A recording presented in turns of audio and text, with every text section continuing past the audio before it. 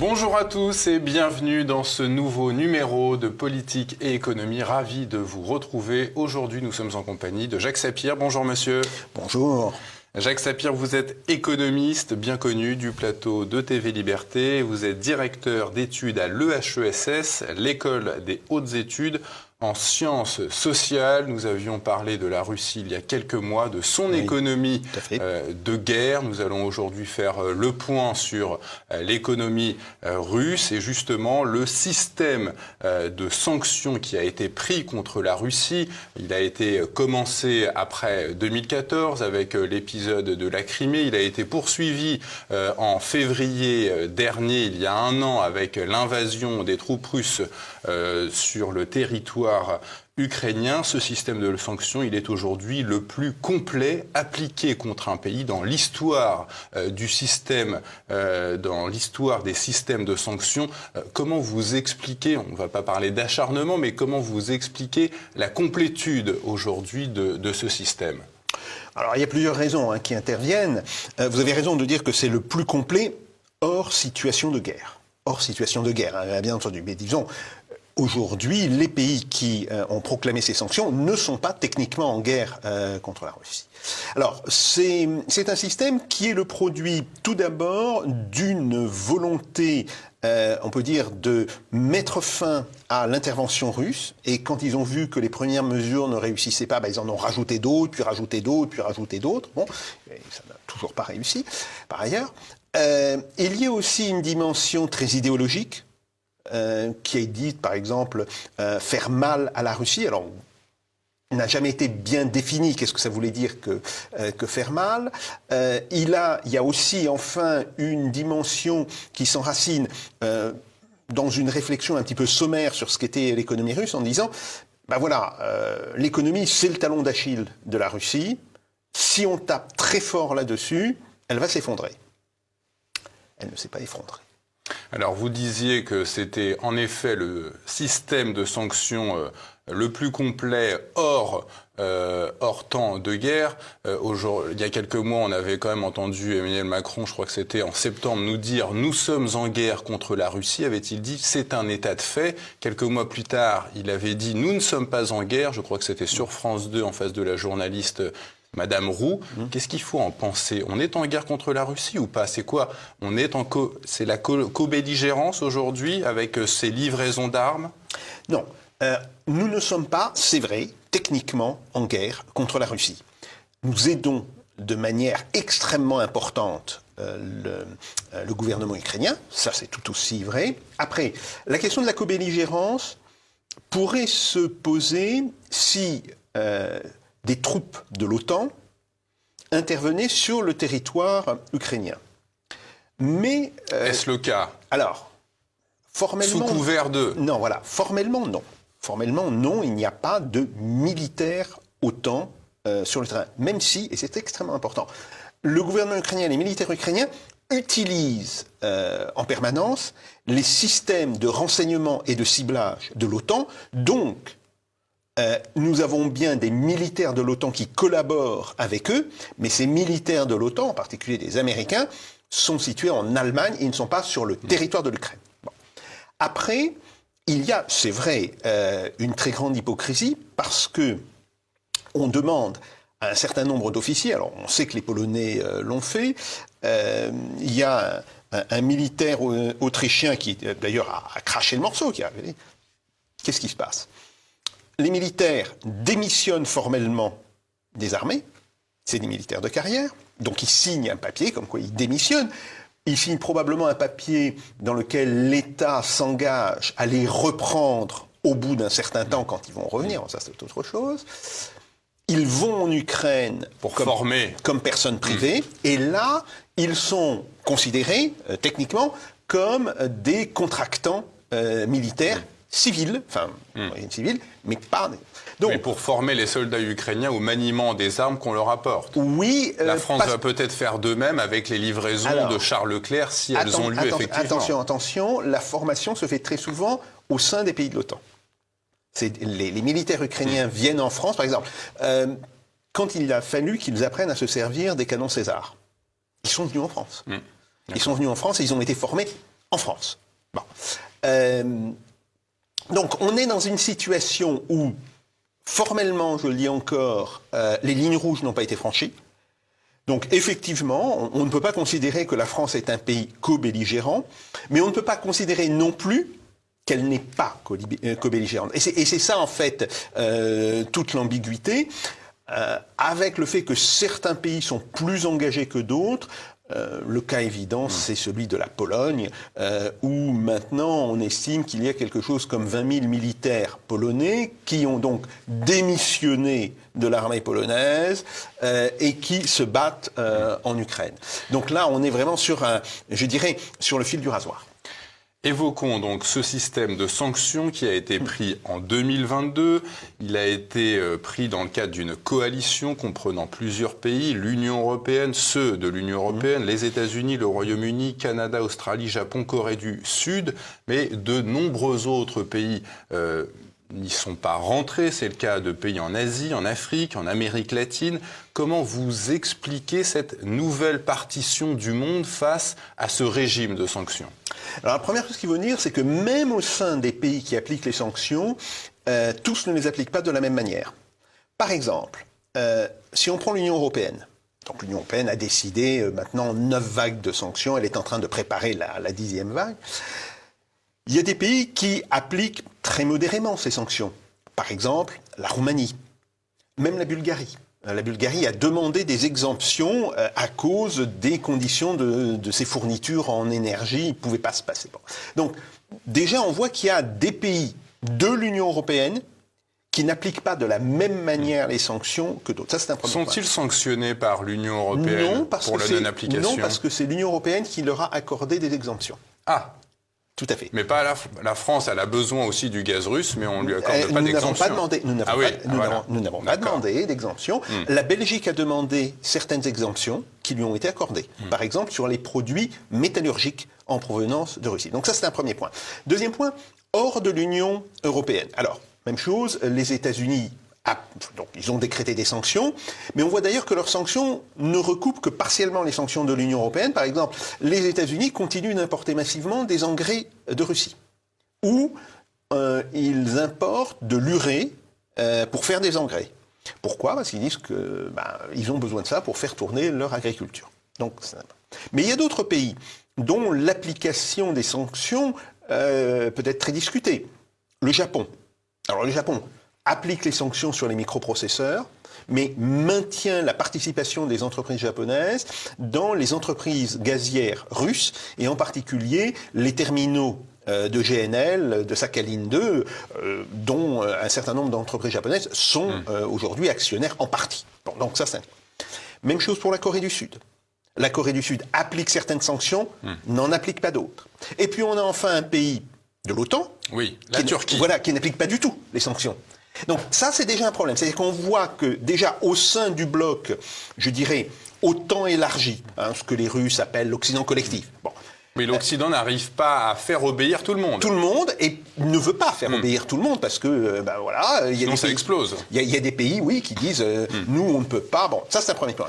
Et puis, après, surtout, et là, vous avez tout à fait raison de le dire, le reste du monde n'applique pas ces sanctions.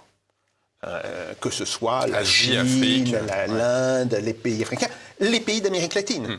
Les pays d'Amérique latine, le Brésil, l'Argentine, n'appliquent pas ces sanctions. Donc, on voit bien aujourd'hui que l'on a, grosso modo... C'est quoi la motivation, excusez-moi de vous couper, Jacques Sapir, la motivation de ces pays pour ne pas appliquer ces sanctions ? Alors, plusieurs. Il n'y a pas une motivation, il y en a plusieurs. Évidemment, il y a l'idée d'une forme d'alliance avec la Russie, par exemple avec la Chine, avec l'Inde aussi, alors même si c'est dit de manière très discrète, mais il faut bien voir que les relations entre la Russie et l'Inde datent depuis longtemps, si vous voulez. Ce sont d'ailleurs des relations qui viennent en successeur aux relations qu'avait l'Union soviétique avec l'Inde. Après, il y a, tout simplement parce qu'on considère que c'est pas notre problème. Et ça, c'est la position des Africains. Bon, j'ai des diplomates africains qui m'ont dit, mais écoutez, c'est une guerre européenne, c'est une guerre de blancs. Pendant très longtemps, vous vous êtes pas soucié des guerres qu'il y avait sur notre continent. Pourquoi voulez-vous qu'on se soucie des guerres qui arrivent maintenant sur votre continent ? ce qui est parfaitement entendable. Et concernant les pays dans lesquels les États-Unis sont intervenus ces dernières années, notamment en Amérique latine, en Afrique, en Asie, est-ce qu'on peut penser que ces pays voudraient se venger quelque part de l'action militaire qu'ils auraient pu avoir chez eux? Se venger, non, mais c'est la prise de conscience qu'ils ont des intérêts qui ne correspondent pas tout simplement aux intérêts des États-Unis, de l'Union européenne. Bon. Donc, on a des positions qui vont depuis des stratégies d'alliance plus ou moins ouvertes jusqu'à la défense des intérêts nationaux et considérant que les intérêts nationaux ne sont pas ceux de l'Europe. Alors, Jacques Sapir, entre les premières sanctions prises en 2014 et aujourd'hui, on sait que la Russie a diversifié ses sources d'approvisionnement, voire en a créé de nouvelles. Comment la Russie a créé ces nouvelles sources? Alors, elle a créé des nouvelles sources de manière assez différente. Tout d'abord, elle a regardé qu'est-ce qu'elle pouvait faire elle-même sans avoir recours à des importations. Alors, c'est vrai dans l'industrie, c'est aussi vrai, c'est extrêmement important dans le domaine de la finance. Et on voit très vite que le gouvernement et la Banque centrale ont pris des mesures qui faisaient évoluer le marché financier russe de manière de plus en plus, déconnectée des marchés occidentaux depuis 2016-2017. Alors ça, c'est un premier point. Après, il y a eu aussi le fait de réorienter, la liste des fournisseurs.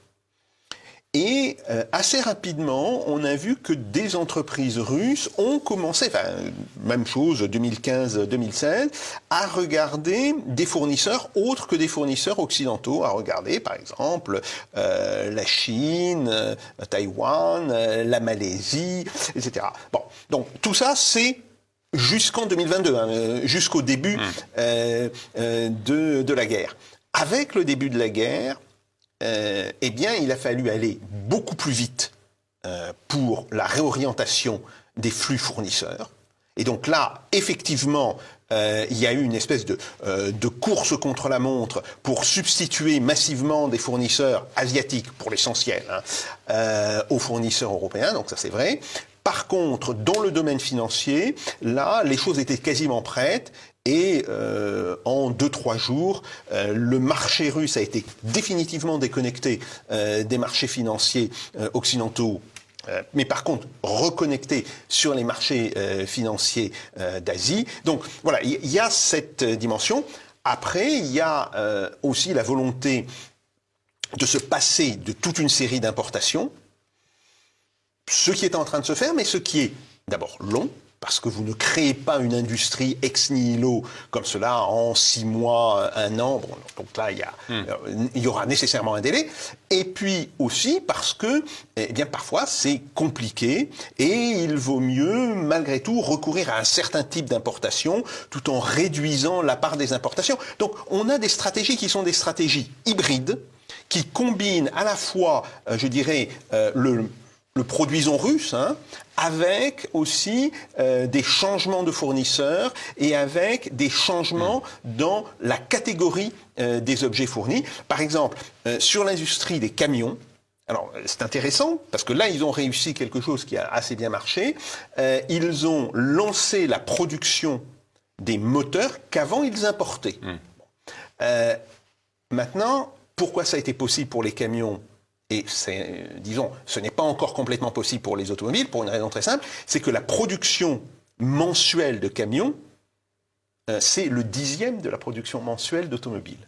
Donc il y a aussi un effet quantité qui joue là. Il est plus facile de faire de la substitution aux importations quand on est sur des productions qui ne sont pas en quantité énorme, que quand on est d'emblée sur des volumes de production extrêmement élevés. Donc cette réindustrialisation que l'État français nous promet à nous autres depuis des années, la Russie a réussi à industrialiser en tout cas son économie en 7 ans, depuis 2014. Oui, alors industrialisée, elle était déjà une puissance industrielle. Non, mais elle a dû créer des structures. Oui, elle a créé des structures, elle développe des capacités de production spécifiques. Oui, c'est évident. Même chose, c'est quelque chose qui prend du temps. Si vous voulez, c'est pas quelque chose qui fonctionne, voilà, avec un commutateur, on passe, ça marche pas, ça marche. Non, il va falloir parfois 1 ou 2 ans. On le voit par exemple sur l'industrie automobile. Hein. Pourquoi l'industrie automobile russe est actuellement, enfin, elle fonctionne à 30% ou 40% de ses capacités? Bon, bah pour une raison très simple, il faut par moment redessiner le véhicule pour que ce véhicule soit capable de recevoir des pièces qui ne sont plus faites, par exemple, en Allemagne ou en France, mais qui seront faites en Chine. On s'adapte. Donc voilà, il faut s'adapter. Alors oui, on sait le faire, ils ont les ingénieurs pour le faire, mais ça prend du temps. Quand on se souvient des déclarations du ministre de l'économie français, Bruno Le Maire, qui déclarait vouloir mettre la Russie à genoux, qu'est-ce que ça révèle de nos dirigeants? Comment est-ce qu'ils ont pu à ce point sous-estimer la puissance de la Russie? Alors, premier point, effectivement, vous avez raison, ils ont complètement sous-estimé la puissance de la Russie. Mais on va dire, d'où ça vient cette sous-estimation? Alors, on connaît par exemple la Russie, ça a l'économie de l'Espagne. Non, c'est pas vrai, ça a une économie qui est plus grande que celle de l'Allemagne. Bien, ok. Mais ce qui pose un autre problème. Pourquoi n'y a-t-il pas une cellule travaillant sur la Russie, globalement, au sein du ministère de l'économie et des finances? Ça les intéresse pas. Voilà, c'est ça le véritable problème, c'est que on ne fait pas de recherche en interne, on n'a pas constitué, si vous voulez, un pôle d'intelligence économique en interne, d'intelligence économique qui travaillerait sur la taille des différentes économies avec lesquelles on était en relation avant 2022, que ce soit l'économie de la Russie, que ce soit l'économie de la Chine, l'économie de l'Inde, etc. Et on n'a plus de spécialistes. Donc ça... Oui, ça révèle un fait, c'est que en fait, la France veut vraiment tourner le dos à la Russie, quoi. Alors non, c'est plus compliqué. Je pense qu'elle veut tourner le dos à l'ensemble du monde. Et c'est ça, si vous voulez, qui me gêne beaucoup. C'est-à-dire qu'il y a une forme d'amateurisme revendiqué au sein des ministères où on a progressivement démantelé l'ensemble des capacités de connaissances qui existaient encore fin des années 90. Si vous voulez, moi j'ai travaillé avec le ministère de l'économie et des finances, je vais vous dire, ces capacités, elles existaient. On les a laissées mourir, on les a tellement externalisées qu'elles ont perdu, je dirais, toute relation organique avec le ministère. Et donc, le ministre, quand il fait cette déclaration, il a une vision largement fausse de ce qu'est l'économie russe. Après, il y a un autre problème, c'est qu'il est persuadé que l'on va, je dirais, refaire ce qui s'est passé en 98 avec la crise financière. Et là, ça prouve qu'il ne sait pas tout ce qui s'est passé depuis le début des années 2000 jusqu'à maintenant. Donc il y a une double incompréhension ou une double méconnaissance de l'économie russe. Alors, que le ministre ne connaisse pas l'économie russe, ça peut se comprendre, si vous voulez. Qu'il n'ait rien fait au sein du ministère pour résoudre le problème. Et qu'il n'y ait pas des gens dans son cabinet qui soient capables de lui sortir une note en lui disant « Monsieur le ministre, voilà la situation, voilà ce que l'on peut... » Même de lui dire « ça serait intéressant d'eux », quoi. Voilà, ou simplement de lui dire « voilà ce qu'on peut espérer des sanctions, voilà ce qu'on ne peut pas espérer des sanctions ». Ça, je le répète, c'est un manque de sérieux dans la gestion du ministère. Vous disiez alors que on avait l'habitude de comparer l'économie de la Russie à celle de l'Espagne. En réalité, il faudrait peut-être plutôt la comparer à celle de l'Allemagne. Vous dites que l'économie russe, elle est égale, voire supérieure à celle de l'Allemagne. Sur quel facteur vous vous basez pour faire cette comparaison? 2 facteurs essentiels. Si vous voulez, le premier, c'est que il faut pas calculer le PIB de la Russie en dollars. Il faut le calculer en parité de pouvoir d'achat. Parce qu'on sait très bien que le rouble était volontairement sous-évalué.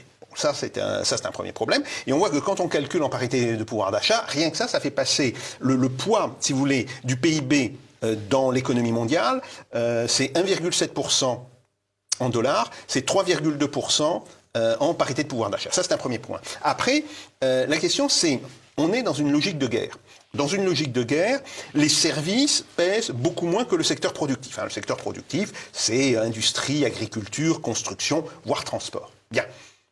Eh bien, quelle est la part de ce secteur par rapport aux services dans différentes économies? On voit que en Allemagne, la part des services, c'est 68%. En France, la part des services, c'est entre 75 et 78%, c'est encore beaucoup plus gros. En Russie, c'est seulement 62%. Et en Chine, c'est pratiquement 50%. Donc, là-dessus, il faut reprendre le niveau en parité de pouvoir d'achat, et il faut, l'indexer sur le poids du secteur productif. Et là, on voit très bien que l'industrie russe, elle est de 10% supérieure à celle de l'Allemagne et à l'avenant. Donc, en réalité, l'économie russe, c'est une espèce de grosse Allemagne. Alors, ça ne veut pas dire que la Russie ne soit pas, malgré tout, un pays plus pauvre que l'Allemagne, parce que l'Allemagne, elle fait ça avec 80 millions d'habitants. La Russie, elle obtient ce résultat avec 144 millions d'habitants. Mais quand on regarde les capacités de production générales, eh bien oui, la Russie, elle est au-dessus de l'Allemagne. Alors, on a vu que ces sanctions ont diminué, voire arrêté le commerce des matières premières. On verra après la pause les conséquences que cela a eues sur l'Occident.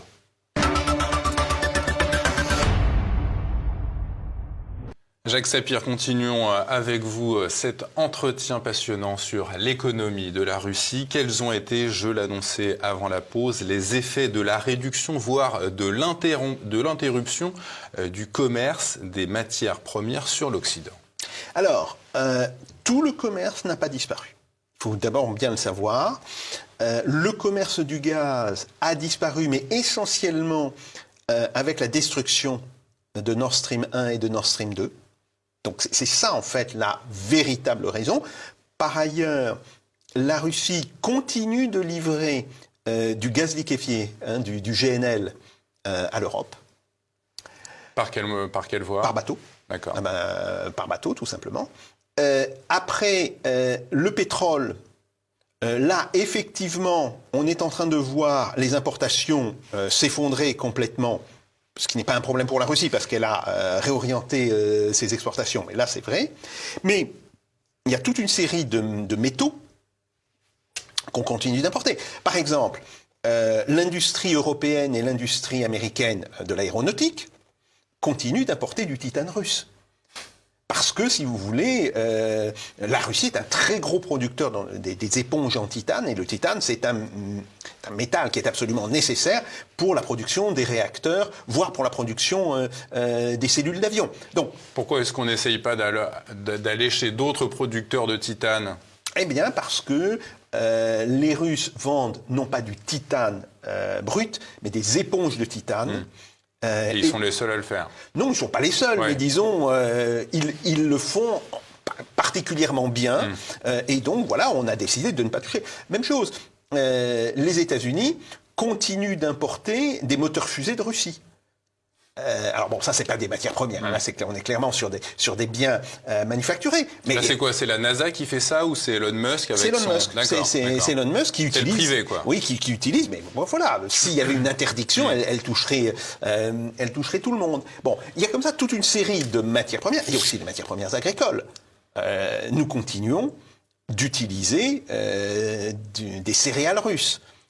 Bon, donc il y a le maintien. Bien sûr, il y a eu des réductions très fortes, mais il y a le maintien de toute une série d'importations. Alors, après, il y a des importations qui sont plus critiques que d'autres, parce qu'il y a moins de fournisseurs au niveau mondial. Par exemple, il y a le problème sur le pétrole. Bon, sur le pétrole, les Russes disent d'ailleurs qu'ils vont réduire un petit peu leur production, pas énorme. Bon. Pourquoi ils veulent réduire? Pour faire monter les prix. Voilà. Tout bêtement, c'est pour faire monter les prix. Bon. Donc ça, c'est un premier point. Et pas pour mettre des bâtons dans les roues de l'Occident? Oui. Ça le fera. Oui. Si vous voulez, ça le fera. Et par ailleurs, ça fait plaisir aux gens de l'OPEP qui disent c'est très bien, nous, on va en profiter. Bon, donc ça, c'est un premier point. Vous avez la production de gazole. Là, c'est beaucoup plus important. Pourquoi? Parce que l'Union européenne importait 40 à 50% de son gazole de la Russie. Si on n'importe plus de gazole. Et là, c'est parce que c'est nous qui disons on va mettre un embargo sur nos importations de gazole, on va se tourner vers d'autres producteurs. Alors, le problème, c'est qu'on va payer plus cher et que ces producteurs vont nous revendre du gazole russe. Alors, du gazole russe, pas en tant que tel, mais les autres producteurs, il n'y en a pas énormément. C'est essentiellement l'Inde, parce que l'Inde a un très gros système de raffinerie. Où est-ce que l'Inde achète son pétrole brut? À la Russie. Donc, le gazole, ça sera du pétrole brut, raffiné par les Indiens, que nous paierons entre 15 et 20% plus cher que si nous l'achetions directement aux Russes. Alors, même chose par exemple, le GNL coûte déjà plus cher que le gaz sous forme gazeuse, entre 30 et 50%, ça dépend. Nous n'importons pratiquement plus de gaz sous forme gazeuse. Nous importons toujours du GNL, donc déjà il y a une hausse de prix liée à ça. Mais par la suite, évidemment, si à un moment donné, les Russes disent on va préférer vendre notre GNL, par exemple, au Japon, à la Corée du Sud, qui sont des gros acheteurs, voire à l'Inde, bien. Où va-t-on se fournir en général? Oui, bien sûr, on peut se fournir en Angola, au Mozambique, encore que les capacités, si vous voulez, de produire du GNL, une chose c'est une capacité de produire du gaz, mais la transformation du gaz en GNL, la liquéfaction du gaz, ça coûte cher. Par ailleurs, il faudra acheter de nouveaux méthaniers. Donc, là aussi, surcoût. Mais pas simplement un problème de coût, problème de délai de livraison. L'accord qui a été signé, en particulier, dont on a beaucoup parlé, de l'Italie avec le Mozambique. Oui, c'est un accord extrêmement important, mais les premières livraisons sont prévues pour 2024. Donc, vous voyez, comment va faire l'Italie? Il faut aussi construire des terminaux sur les côtes qui soient capables de traiter tout ça. Il faut en construire 3 fois plus que ce qui existe actuellement. C'est grosso modo ça. Là. Alors, certains terminaux, des terminaux de petite capacité peuvent être assez rapidement construits. Ce sont des terminaux flottants, en réalité. Mais ça ne suffira pas, il faudra en faire plus. Donc, il y a là, globalement, un problème à la fois de hausse des prix et un problème de disponibilité. Ce qui fait qu'en réalité, la crise énergétique dont on a beaucoup parlé cet hiver, elle ne va pas concerner simplement cet hiver, elle va se reposer l'hiver prochain. Et elle va se reposer dans des conditions beaucoup plus compliquées. Pourquoi? Parce que les pays européens avaient pu reconstituer la totalité de leur stock de gaz mois de juin, début du mois de juillet, au moment, grosso modo, où Nord Stream a été détruit. Mais là, il va falloir faire 100. Et on voit bien que là, ça va poser un véritable problème de reconstitution des stocks. Et cette nouvelle stratégie énergétique qui est imposée, quelles en seront les conséquences sur la politique européenne à l'égard des restrictions d'émissions de gaz à effet de serre? Alors, là, je crois que c'est un problème différent. Si vous voulez... il va falloir tout reprendre, non? Oui, mais là encore, on ne va pas pouvoir le reprendre dans l'année, ni dans les 2-3 ans qui viennent. Si vous voulez, tout ce qui touche à des infrastructures aussi lourdes, ça prend du temps, il faut donc anticiper. Par contre, ce que l'on peut dire, c'est que aujourd'hui, la substitution de gaz ou de pétrole venant d'autres sources que la Russie, le fait aussi que la nature, en particulier pour le gaz, va changer. On passe de gaz gazeux à du gaz liquéfié qu'il faut déliquéfier pour pouvoir l'utiliser en France et puis en Allemagne, etc. Ça va faire monter les prix. Globalement, le coût de l'énergie va monter d'autour de 20 à 30% dans l'Union européenne pour les années qui viennent.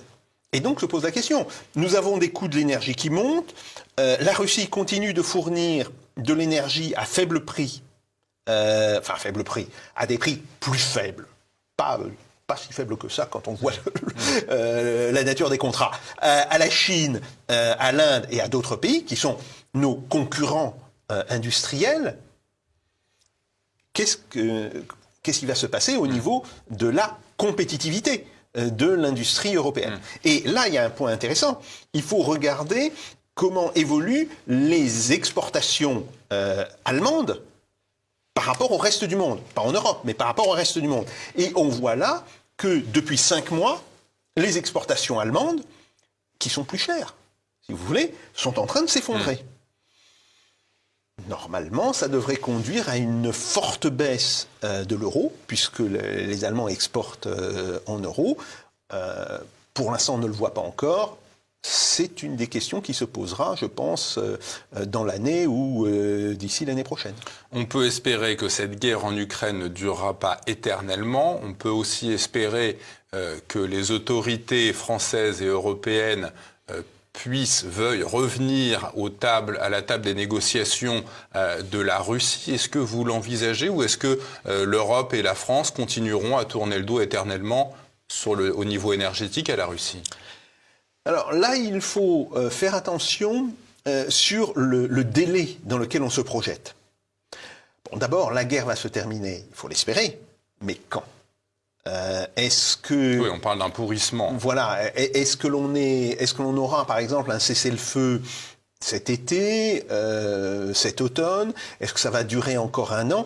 Tout ça, ce sont des choses qui ne sont pas maîtrisées, que personne ne peut maîtriser. Ça, c'est un premier point.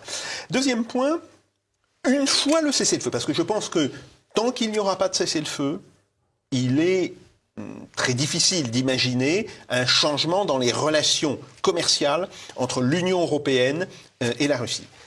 Une fois le cessez-le-feu acté, alors là, il va se passer un véritable problème au sein de l'Union européenne.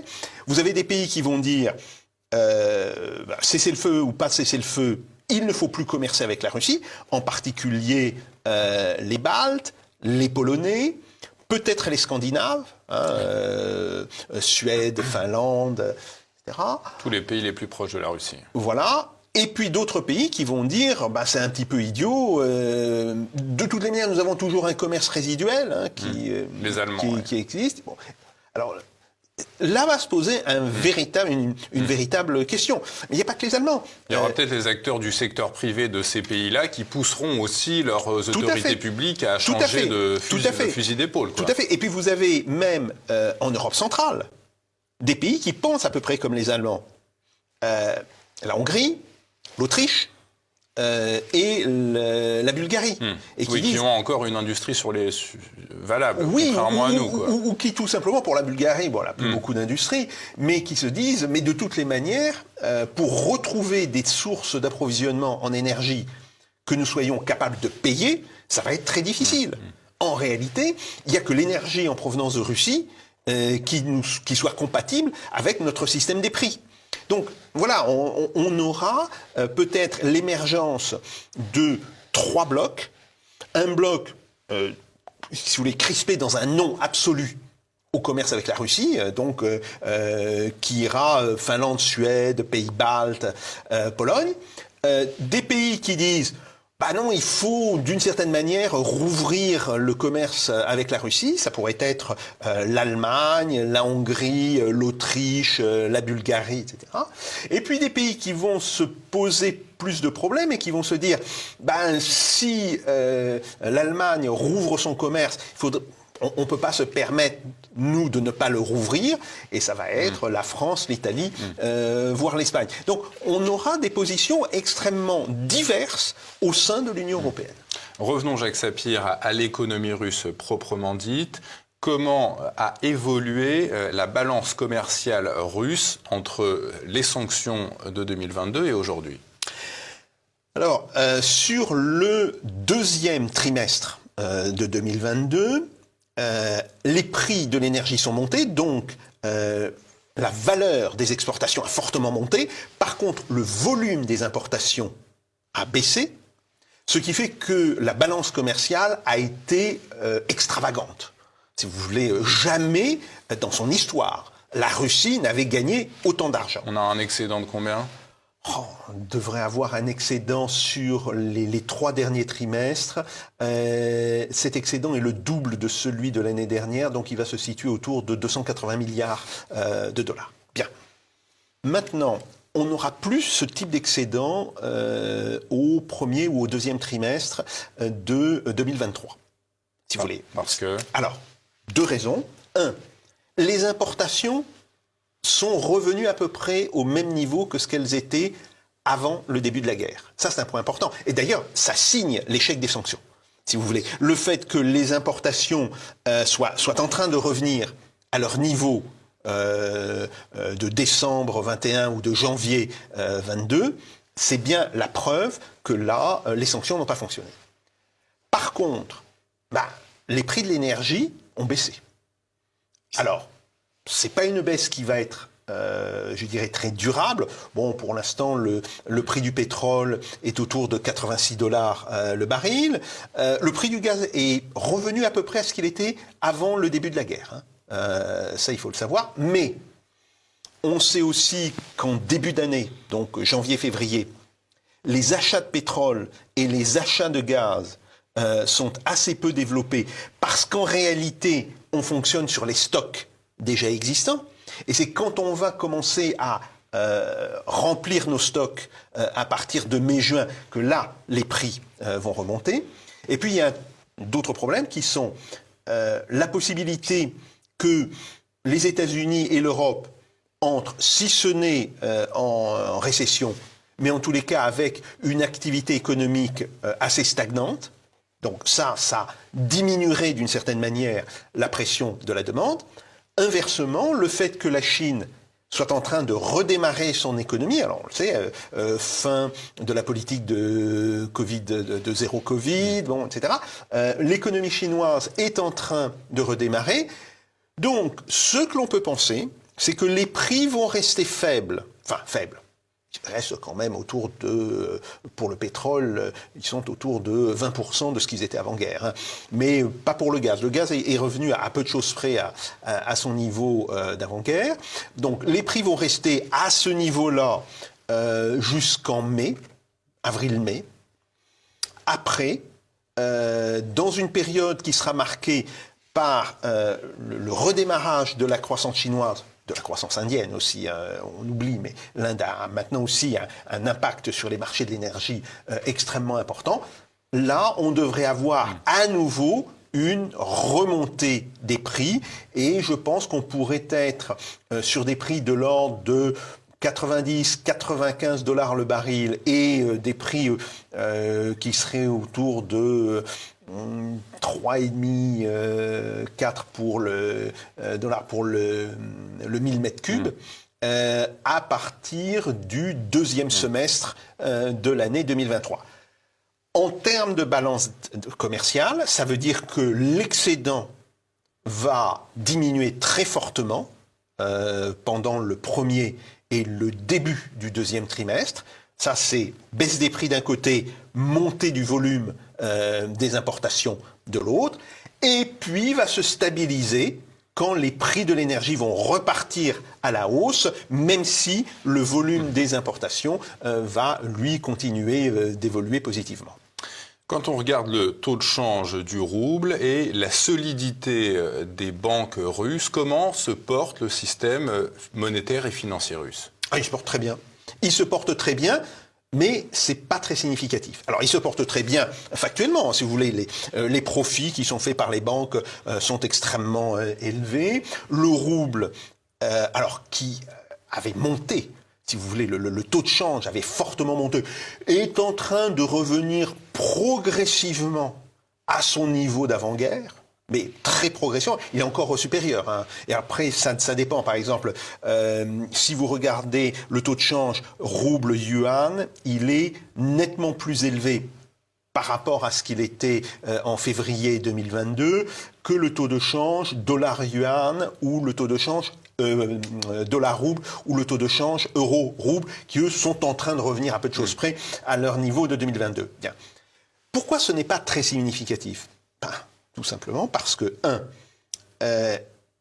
les banques russes, c'est largement anecdotique. La banque qui fait 85% des dépôts des ménages, et même chose pour les entreprises, c'est une banque d'État, c'est la Sberbank.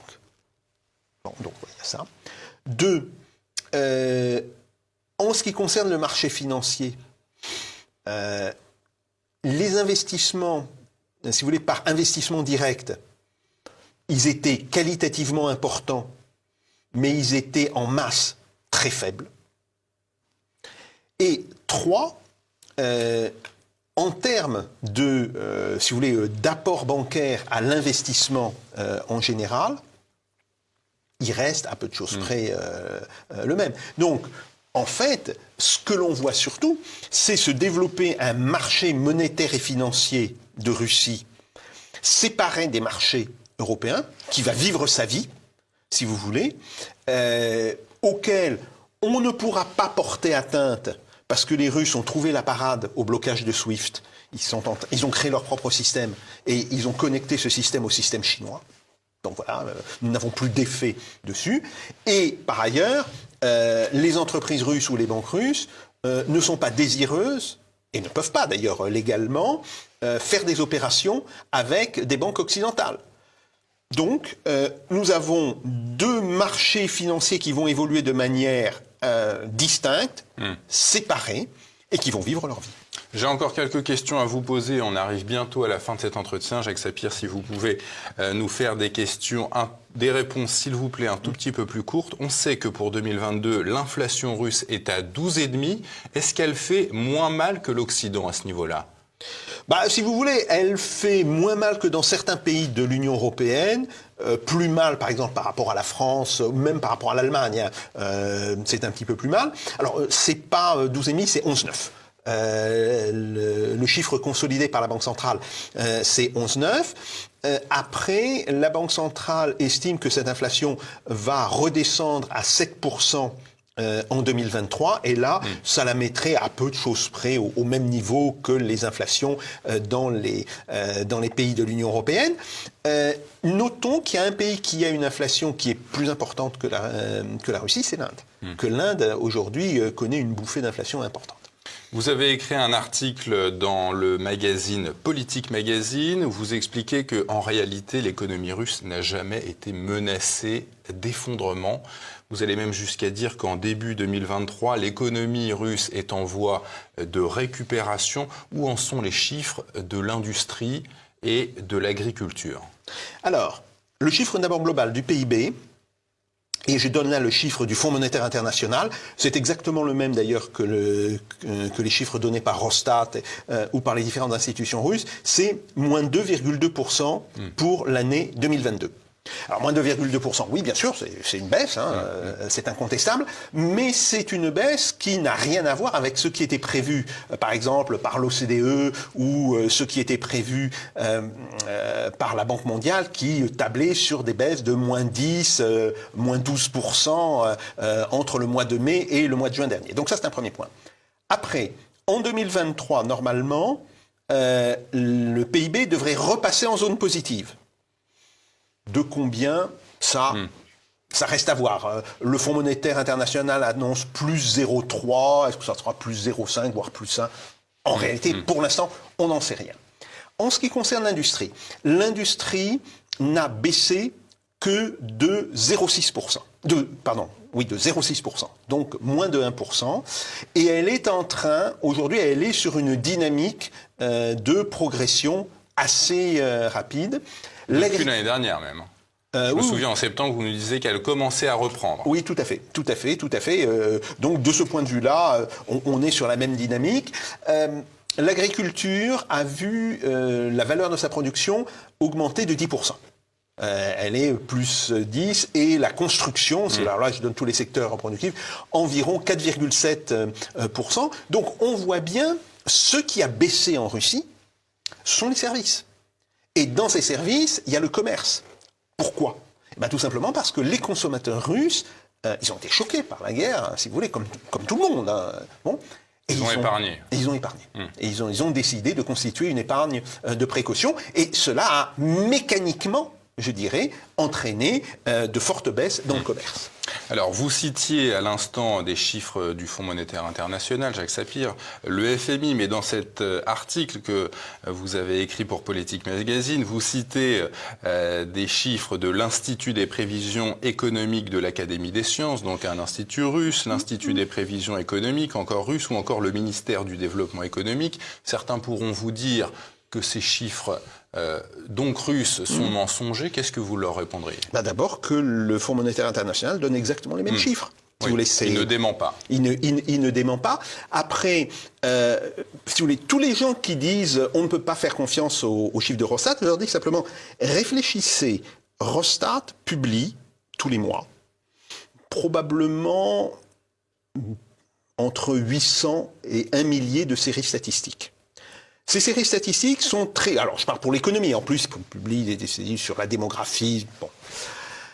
Ces séries statistiques sont liées par des relations entre elles. Hein. Le PIB, ça fait appel aux statistiques de la production industrielle, de l'agriculture, etc. etc. Dans l'industrie, vous avez les différentes branches, même chose. Donc, toutes ces séries sont liées. Donc, si vous décidez de modifier une série, de dire voilà, oh non, il faut cacher ça, il faut qu'on mette un taux de croissance de 2% de plus que ce qu'il est dans la réalité. Immédiatement, vous allez créer si vous voulez, des aberrations par rapport aux autres séries. Donc, les statisticiens le verraient, mais pratiquement dans la semaine. Si vous voulez, le temps qu'ils analysent un petit peu le système statistique, ils le verraient très, très, très, très vite. Pour l'instant, personne n'a pris les Russes en train de faire ça. Et puis, troisième chose, ces statistiques, elles sont utilisées par tout le monde en Russie. Si vous voulez, ce n'est pas des statistiques qu'ils produisent pour les Occidentaux. Ils les produisent en priorité pour eux-mêmes. Donc, ils ont besoin pour les entreprises, de sources fiables. Mais bien sûr, ils ont eux-mêmes besoin de sources fiables. Alors, ça sera ma dernière question. Jacques Sapir, ces sanctions ont provoqué une réorientation profonde de l'économie vers les marchés asiatiques. Quelles en seront les conséquences de cette nouvelle tendance pour l'économie mondiale? Alors, les conséquences, c'est effectivement, je dirais, d'accentuer l'importance de l'Asie dans l'économie mondiale. Si vous voulez, le fait que, avant 2022, la Russie commerçait essentiellement avec l'Union européenne. Très peu avec les États-Unis, en fait. Les États-Unis devaient faire entre 4 et 5% du commerce extérieur russe. Hein, donc c'était vraiment à la marge. Bon, mais c'était essentiellement avec l'Union européenne. Et là, on voit très bien que le commerce avec la Russie, même s'il n'est pas tombé à zéro, a très très très fortement baissé. Qu'est-ce qui va se passer ? Que ce commerce est en train de se réorienter vers l'Asie. Et donc, ça veut dire que ça va renforcer le rôle de pôle moteur de l'économie, de l'ensemble de l'Asie, pas simplement de la Chine, auquel on pense beaucoup, évidemment, et c'est assez normal, mais je dis des autres pays d'Asie, l'Inde, le Vietnam, la Malaisie, tous ces pays sont en train de connaître des croissances extrêmement fortes et sont en train, je dirais, de remplacer, grosso modo, les pays occidentaux. Un chiffre dont il faut toujours se souvenir. Si on prend les États-Unis et les pays de l'Union européenne, ils représentaient environ 55% du PIB mondial en 1990. Ils en représentaient encore 48% en 2000. Ils n'en représentent plus que 32 ou 33%. Et donc, il faut que nous apprenions à vivre dans un monde où nous ne sommes plus le centre du monde. Autrement dit, il faut peut-être arrêter de se regarder le nombril et regarder ailleurs. C'est la fin de cet entretien. Merci à vous, Jacques Sapir. Merci à vous tous de nous avoir suivis. N'hésitez pas à cliquer sur le pouce en l'air en bas de cet écran si vous avez apprécié notre entretien et à nous laisser vos commentaires pour un meilleur référencement. Merci à tous et à la semaine prochaine.